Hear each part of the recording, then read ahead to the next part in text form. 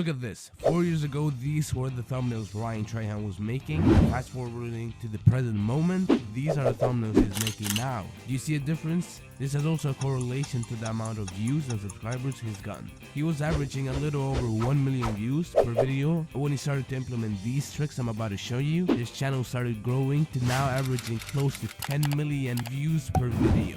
Obviously the video itself could be part of it, but what is the first thing you see when getting recommended a YouTube video?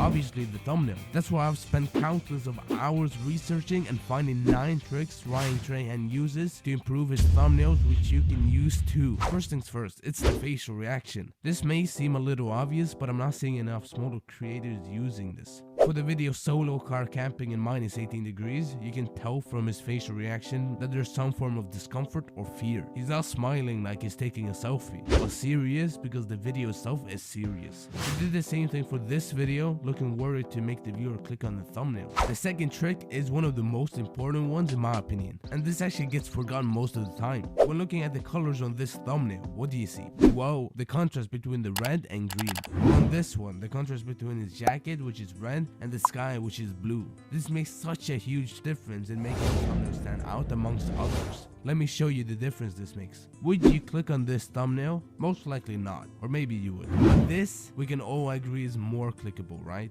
Same with this one. You can clearly see the difference contrast makes. The third trick is to focus on an object, like this one or this one. Moving on to the fourth one is probably something you're already doing, but you're doing it wrong. And it's adding text to the image. The difference between your thumbnails and Ryan Trahan's thumbnails are the amount of words and where in the photo it's placed. You can clearly see that the text is never more than 3 words, and it's also always placed into the thumbnail and the video title. Secondly, it's placed where you can clearly see it and it doesn't block anything behind it. Most importantly, it just looks much better than if you didn't have it. Moving on to the fifth one, it actually plays into the last one, and that is to have a branded thumbnail. Yes Theory is a perfect example of this, always putting their logo in the corner of the thumbnail. But Ryan does it differently. His brand is not only his face, but also the text. Even though the text he uses is the default text for any website, he's the only one using it in lowercase letters. Look at the thumbnails again. He's never used an uppercase letter. This is intentionally to brand his thumbnails. The sixth trick is so simple, but it gets misinterpreted. The background should match whatever is in focus. What I mean by this is that if you have a thumbnail where you're showing off something, you for example found mining, and you shouldn't be sitting on a chair in your house with a tank top on. This is so obvious, but there's still people doing this. It's important that the thumbnail makes sense. There are instances where this doesn't need to be the case, for example if it's a prank video or if the video is supposed to be comedic, but most of the times it should make sense. Pay attention now. The seventh trick is used by the biggest creators, but it's a secret that I've only told people that book calls with me. But I've decided to share this for the people who haven't clicked off the video yet. This is sort of a reward, and it's simply to take the image yourself.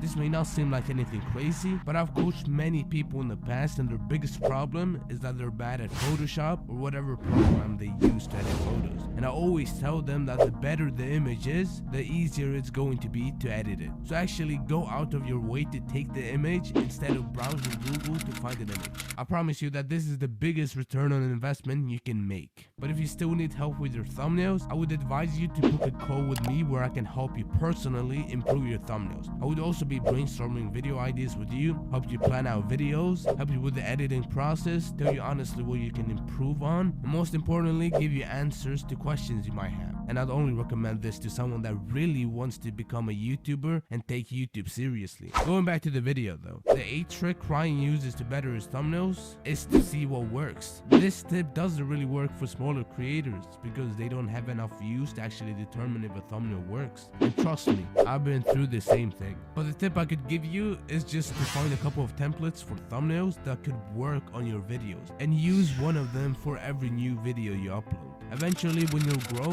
you'll be able to compare and find out what really works. Lastly, the 9th trick is a boring one, but an important one to remember. No matter how good the thumbnail is, if the video is bad, no one's gonna watch it. So instead of focusing only on the thumbnail, think about improving your videos as well, which I will have a guide on soon. This was actually my first video, so make sure to subscribe for more in-depth analysis on the biggest creators on YouTube.